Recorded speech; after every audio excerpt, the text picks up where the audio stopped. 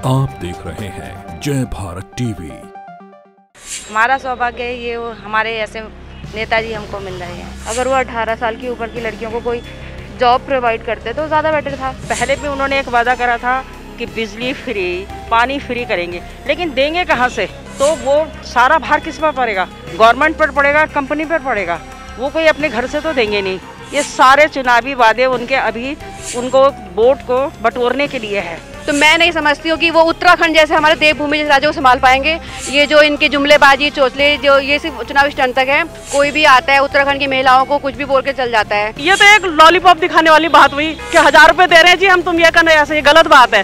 खाली थोड़ी ना 1000 रुपए देके तुम पंगु बना दो सारे देशवासियों को, गलत बात है। ये देंगे वो, हमें उसकी जरूरत नहीं है। हम चाहते हैं हम कर्म करें, मेहनत करें, वो हमारे लिए सबसे बढ़िया बेनिफिट है। हमें फैसिलिटी चाहिए पर इस तरीके से नहीं चाहिए। हम वोट देते देके थक गए। चुनाव आते हैं, लोग बोलते हैं हाथ जोड़ के हम करेंगे पर कुछ नहीं करते। उत्तराखंड में 2022 के विधानसभा चुनावों को लेकर अब सियासत गर्मा गई है। दिल्ली के मुख्यमंत्री अरविंद केजरीवाल उत्तराखंड स्थित काशीपुर के दौरे में आए थे, जहां पर उन्होंने जनता को संबोधित करते हुए आम आदमी पार्टी की तरफ से चौथी गारंटी निकाली गई है, जिसमें महिलाओं को हर महीने 18 वर्ष से जो ऊपर की महिलाएं हैं उन्हें हर महीने उनके अकाउंट में 1-1 हज़ार रुपये दिया जाएगा।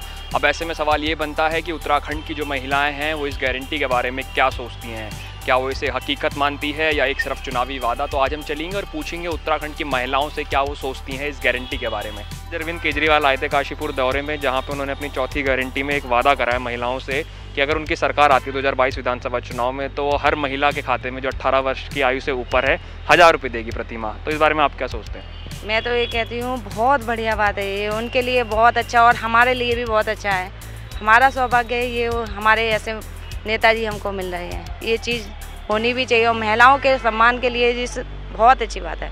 हमारे महिलाओं के लिए ऐसा होना बहुत सौभाग्य है। महिलाओं के लिए हर चीज़ जल्दी से कोई चीज़ होती भी नहीं है और हम तो ये कहते हैं कि होना भी चाहिए। और ऐसे नेता 1000 बार जिए, हज़ारों साल जिए। Thank you. और कुछ ऐसा आपको कार्य लगा हो आम आदमी पार्टी का, जिस तरीके से आपने कहा ऐसा नहीं था 1000 साल जिया, ऐसा कुछ और कार्य उनका लगा हो आपको दिल्ली में देख के? चाहे वैसे तो दिल्ली में तो मैं गई नहीं हूँ, क्या ज़्यादातर यहीं रही हूँ, पर जाती हूँ ना। तो अभी मेरी मम्मी जी आई हैं तो उनका किराया फ्री है। तो बताओ महिलाओं के लिए एक सम्मान वाली बात है कि अभी तो सीट भी नहीं थी, अब तो उनके लिए सीट भी मिल रही है, फ्री जाना आना है, इतनी सुविधा दे रहा है। हम तो ये कहते हैं बहुत अच्छी बात है। महिलाओं के लिए सोचना ये सबसे बड़ी बात है। अगर कोई मतलब वो रोज़गार देते तो उससे ज़्यादा बेटर था ना। अगर वो 18 साल की ऊपर की लड़कियों को कोई जॉब प्रोवाइड करते तो ज़्यादा बेटर था। पैसे देने का क्या है उसमें, मतलब कोई सेंस नहीं है इसमें। ऐसे में आप एक महिला हैं, आप क्या सोचते हैं इस बारे? मेरा मानना तो ये है कि किसी और के पैसे लेने से बढ़िया खुद थोड़ा मेहनत करके कोई अपना बिजनेस स्टार्ट कर लो। कला तो हर किसी के अंदर होती है। जैसे मैं एक स्टूडेंट हूँ, मैं म्यूज़िक सीखती हूँ, ड्राइंग पेंटिंग सीखती हूँ, तो हर किसी के अंदर एक हुनर होता है, उसको निहारो। ऐसे में आप मानती हैं कि 1000 रुपये देना ये सिर्फ बहलाने फुसलाने वाली बात है आम जनता? ये तो सिर्फ वोट के लिए है ना, सिर्फ वोट के लिए ही तो है।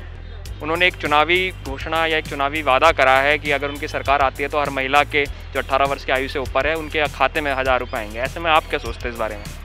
अच्छी बात है, महिलाओं के लिए अच्छी बात है। ये तो जो उन्होंने ये वादा किया है उन्हें सोच समझ के करना चाहिए था, वो नहीं निभा पाएंगे। पहले भी उन्होंने एक वादा करा था कि बिजली फ्री, पानी फ्री करेंगे, लेकिन देंगे कहाँ से?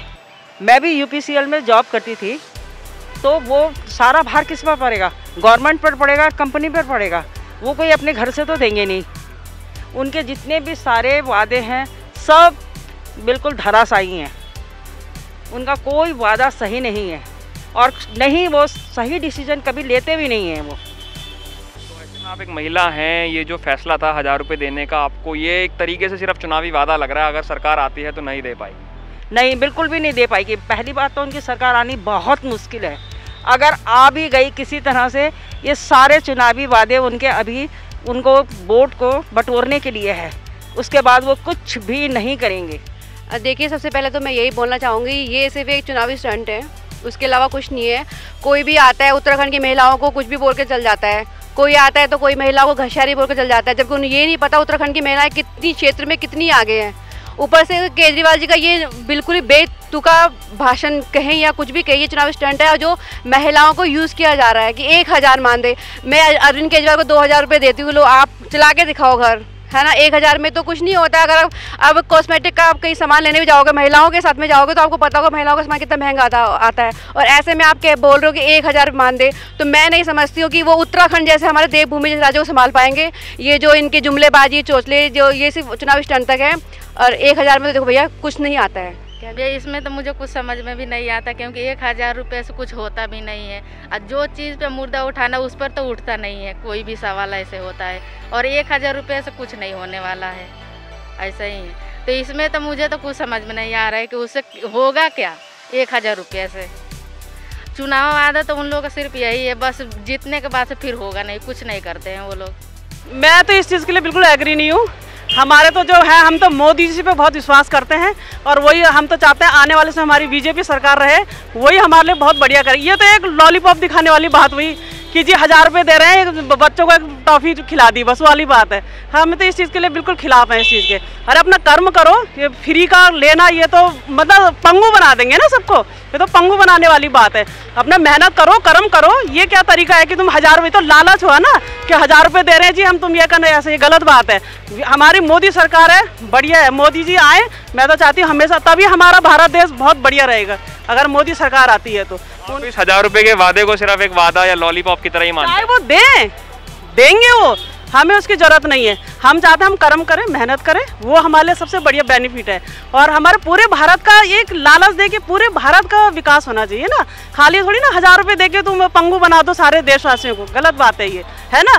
बोलो कर्म करो, अच्छा काम करो, मेहनत करो, ईमानदारी। ये तो फिर भ्रष्टाचार वाली बात हो गई कि तुम लोग जो कुछ भी हो, अरे हम आप सर पैसा देंगे, हम उसका क्यों हम फ्री में बिजली लें, बोले अपना पैसा देंगे।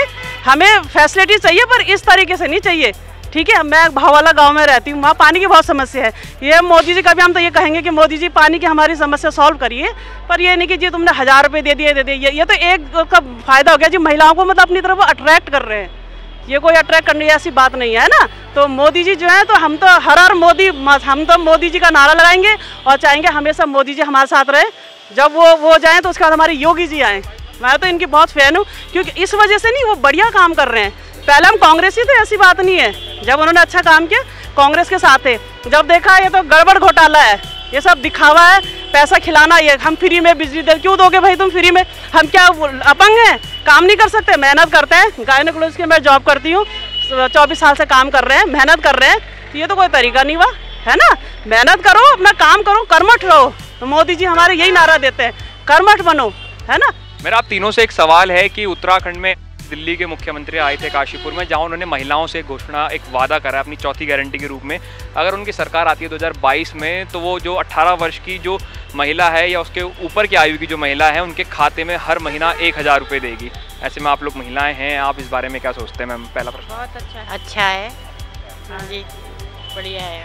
आपको क्यों, मतलब एक अच्छी बात है कि 1000 रुपये देती हैं, पर कुछ और भी हो सकता है महिलाओं के लिए, या सिर्फ 1000 रुपये देना ही एक बड़ी बात है? और भी हो सकता तो अच्छी बात है। हाँ। आप क्या सोचते हैं?